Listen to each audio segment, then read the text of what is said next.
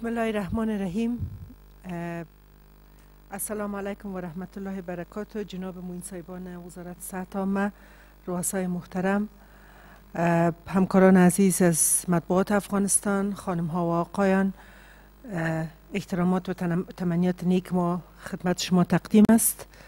از اینکه در این برنامه تشریف آوردین سپاسگزار هستیم. هدف از برنامه امروز ما این هست که ما کارها و عملکردهای وزارت صحت عامه را در قبال تطبیق فرمان شماره 45 مقام محترم ریاست جمهوری به مردم افغانستان ارائه کنیم. فرمان شماره 45 مقام ریاست جمهوری که در 5 اسد 1391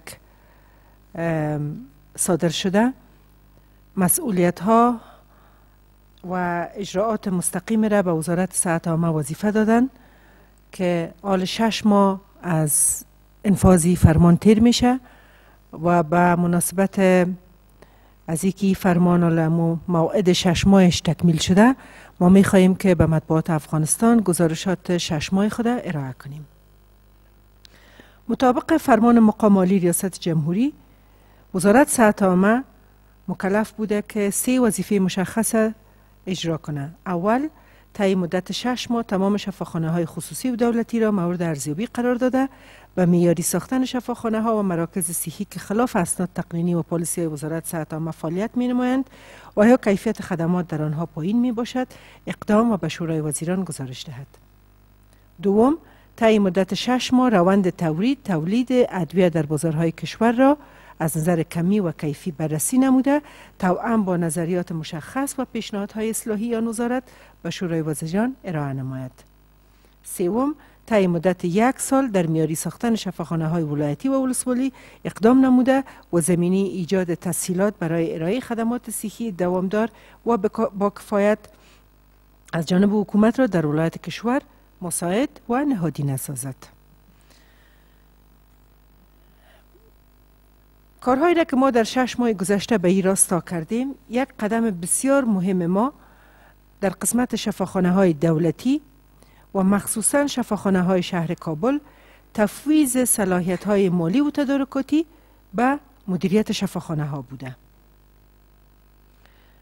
این به این معناست که شفاخانه های ما در شهر کابل از نظر تدارکاتی و مالی صلاحیت برشان داده شده که خودشان در قسمت پلانگذاری، برنامه ریزی، پیشبینی نیازمندی های خود، تثبیت احتیاج و خریداری ها اجراات کنند.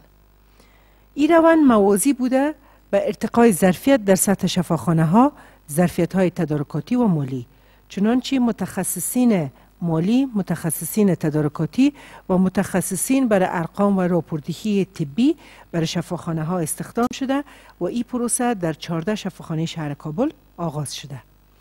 این یکی از برنامه‌های اصلاحی کلان وزارت صحت عامه است که برای شفاخانه ها، مخصوصا شفاخانه های کابل روی دست گرفته شده و ما با این کار شاهد کار بهتر و مدیریت بهتر از طرف شفاخانه ها خواهیم بود. توقع میره که این روند یک روند متداوم خواهد بود و ما شاهد بهبود قابل ملاحظه در سطح کیفی خدمات در شفاخانه ها خواهیم بود. بر علاوه از او پرسشنامه های جامع و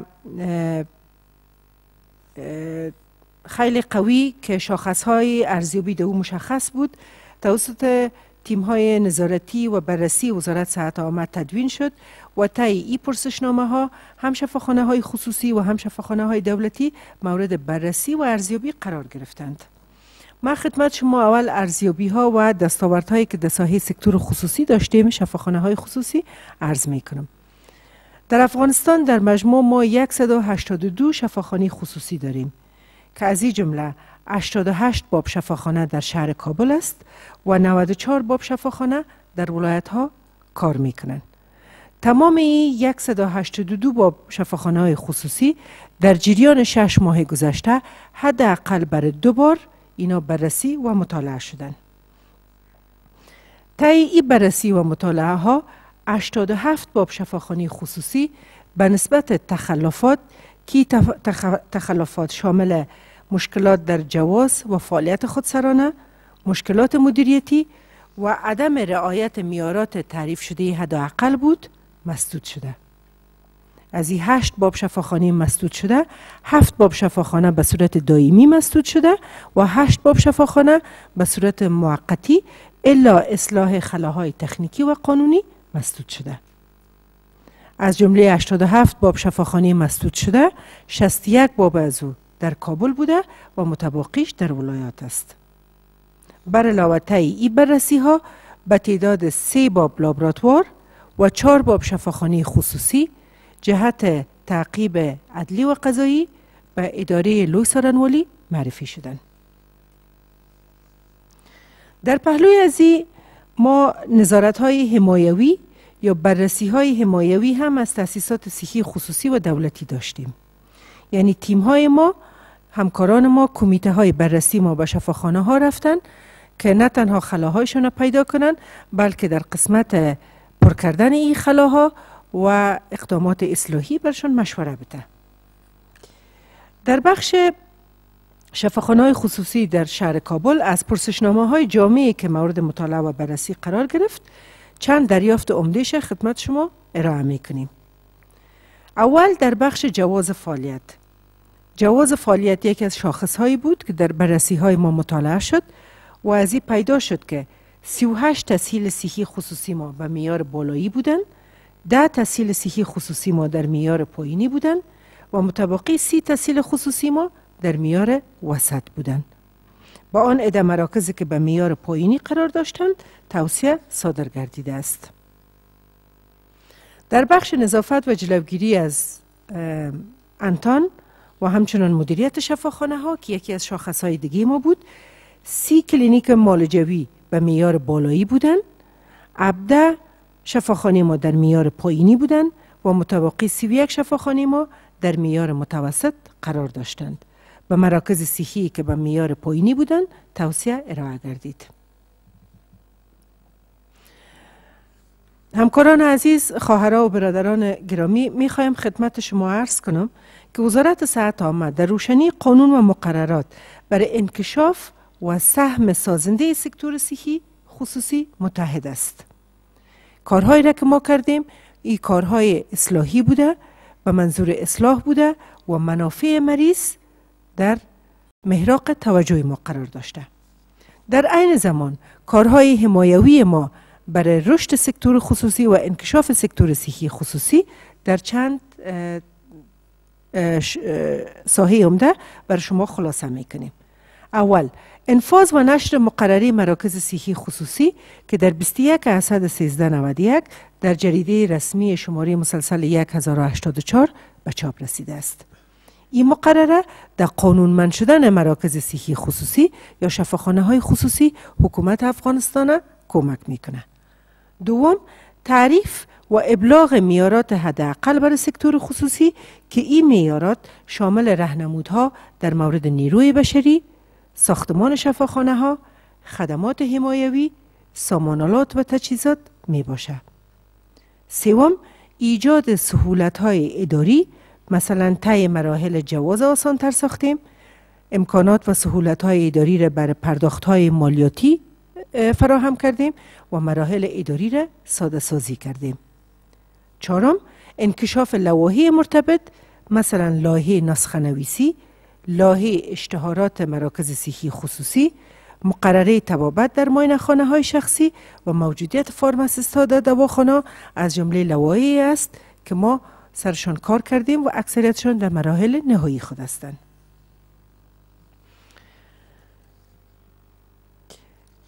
در مورد تأسیسات دوایی که هم یکی از جمله مواد فرمان شماره 45 بوده، ما به سطح افغانستان 12462 در ملتون ثبت شده داریم که از جمله 3302 در ملتون ما در شهر کابل و متبقی اون در ولایات موقعیت داره. همچنان 839 شرکت ثبت شده وارداتی ادویه که از جمله 190ش به طور منظم فعال می نماید و به سطح کشور به تعداد 19 فابریکه تولید دوا و مواد پاک کننده وجود دارد. طی 6 ماه گذشته دستاوردهای ما در ساحه امور دوایی چند دستاورد عمده و اساسی ما قرار ذیل است. به تعداد 832 باب درملتون در سطح کشور به نسبت تخلفات مسدود شده. این مسدود شدنشان نظر به شدت تخلف فرق می کرده. یک تعدادشان برای کوتاه مدت و یک تعدادشان برای دراز مدت مسدود شده.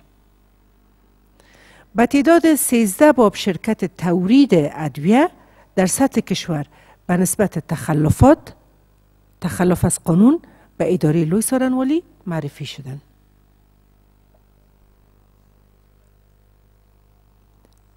از جمله 224 عمده فروشی ثبت شده، 83 باب عمده فروشی در سطح کشور مورد بررسی قرار گرفته که طی این بررسی به تعداد 2 بابان نسبت تخلف به لوی سارنوالی معرفی شده. مهمتر از همه به مقدار 529 تن ادویه در کشور که اینا ادویه غیر مجاز بوده و یا ادویه تاریخ تیر شده جمع‌آوری و هدر شده. در طی 6 ماه گذشته به تعداد 13 کمپانی تولید خارجی که به افغانستان دوا صادر می کردن به نسبت تخلفات قانونی اینا کارشان ممنوع شده.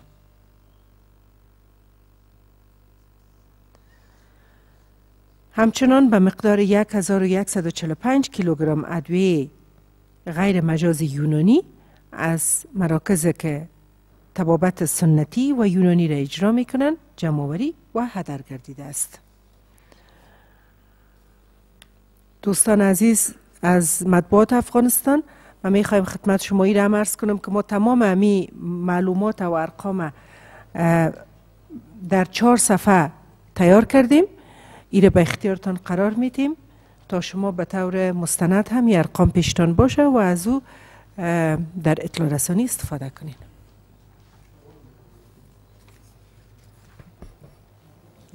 جانلسای محترم اگر سوال دارن سوالاتتان میگیرم.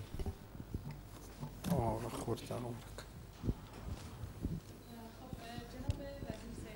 شما در رابطه با امو شفاخانه‌ای که بر لوی سارنوالی معرفی کردین نامشان بگیرین کدام شفاخانه بوده و کدام جرم اونو انجام داده بودن؟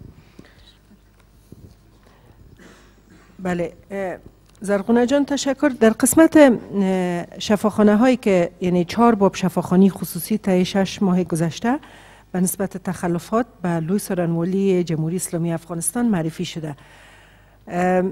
تخلفاتی که شفاخانه ها اجرا کردن به دساهات مختلف بوده و متنوع بوده که تخلفات شامل تخلفات قانونی یعنی نداشتن جواز یا مشکلات در جوازشان بوده، عدم مراعات معیارات تعریف شده بوده و این شفاخانه ها ما نمیخوایم نامشان حالا بگویم به خاطر از اینکه فعلا جهت تحقیق به لوی سارنوالی محول شده و تا زمانی که تحقیقات در اونجا از طریق اداره لوی سارنوالی تکمیل نمیشه ما نامشان فعلا محرم نگاه میکنیم. ولی اینا به نسبت اتهاماتی که بوده با سوابق و اسنادی که وزارت داشته جهت تعقیب عدلی و قضایی معرفی شدن. شفاخانه که چی شده؟ او شفاخانه را بله شفاخانه را صرف از خاطر که ما یک تعدادی که مسدود شدن اما 7 شفاخانه به صورت دائمی مسدود شدن چون اونا یا جواز نداشتن و یا ای که مشکلات تکنیکی و حقوقیشان بسیار کلان بوده و 80 باب شفاخانه دیگه به صورت موقتی مسدود شدن. یعنی این شفاخانه ها هر وقت که امو خلاها را پس پر میکنن و اصلاحات را که وزارت برشان پیشنهاد کرده اصلاحات پوره میکنن این شفاخانه حق دارن که پس جوازشان فعال باشه و برای مریضا خدمت کنن. تشکر. سوال بعدی شما